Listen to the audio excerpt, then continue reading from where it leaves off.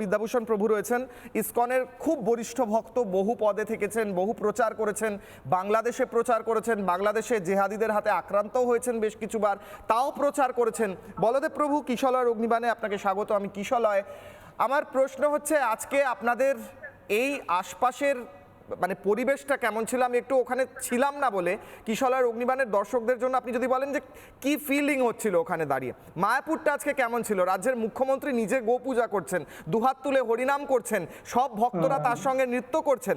বলুন প্রভু। Thank you Kishalay for inviting.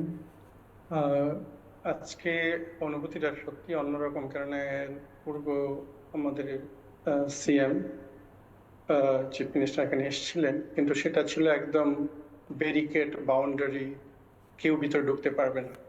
আমাদের হাতে গোনা 4-5 জন লোক ছিল ওখানে, সেই প্রোটোকল ফলো করেছিল সবাই। কিন্তু এটা আমার শুভেন্দু অধিকারীর থেকেই এই নির্দেশটা এসছে।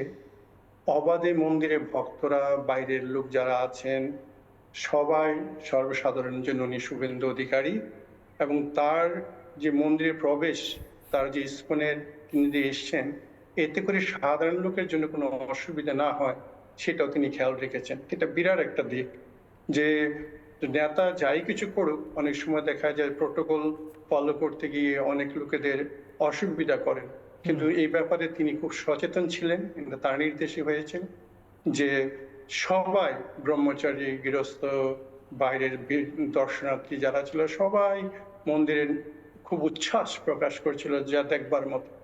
অ্যাকচুয়ালি আজকের এই উচ্ছ্বাসটা শুভেন্দু অধিকারী পুরো বাংলাকে একটা ডিপ্রেশন থেকে বাঁচিয়েছে। গত 15 বছর ধরে, বা 15 বছর কেন বলি, 50 বছর বলতে পারবে নাম্বারটা, মানে হিন্দু সমাজ, বাংলার হিন্দু সমাজ ডিপ্রেশনে চলে গিয়েছিল। বিশেষ করে এই গত 15 বছর আমাকে প্রতি বছর ইলেকশনের সময় বিভিন্ন বন্ধু বান্ধব যারা সবাই খুব আতঙ্ক নিয়ে প্রশ্ন করতো, এইবার আবার শুভেন্দু অধিকারী বা এবার বিজেপি সরকার আসবে তো, পরিবর্তন হবে তো, সবার ভিতরে একটা আতঙ্ক এই প্রশ্নটা।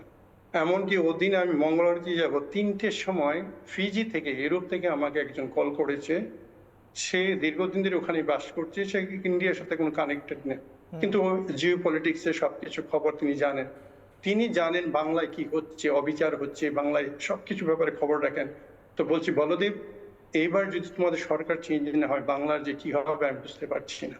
তো আমি ওকে আশ্বাস দিয়ে বললাম, 3টের সময়, রাত্র 3টের সময়, আমি তখন বললাম ভয়ের কিছু কারণ নেই, মহাপ্রভুর ইচ্ছে। কেননা ভক্তি বিনোদ ঠাকুর ভবিষ্যৎবাণী করেছিলেন যে এই ধরনের পদে রাষ্ট্রপ্রধান যারা আসবেন তারা হবেন ভক্ত।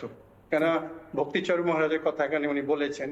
ভক্তিচরণ মহারাজের একটা ড্রিম ছিল, স্বপ্ন, যে আমরা সম্পূর্ণভাবে সমাজটাকে পরিবর্তন করতে পারবো না, কিন্তু যদি একজন রাষ্ট্রপ্রধান ভক্ত হয়, যদি রাষ্ট্রপ্রধানের সেই ভাব, গোহত্যা বন্ধ, সমাজে বৈষ্ণব সাধুগুরুদের রেসপেক্ট, তাদের সম্মান, এই জিনিসটা যদি তিনি করেন, তো সমাজে সর্বত্র রাষ্ট্রপ্রধান যখন একটা কাজ করেন তখন সবাই সেই পথে অনুপ্রাণিত হন, এটাই হচ্ছে স্বাভাবিক। সেই কাজই মুখ্যমন্ত্রী শুভেন্দু অধিকারী করলেন।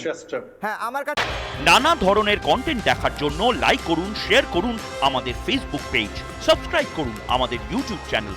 পাশাপাশি অন্যান্য ব্রেকিং নিউজের জন্য অবশ্যই চোখ রাখুন রিপাবলিক বাংলায়।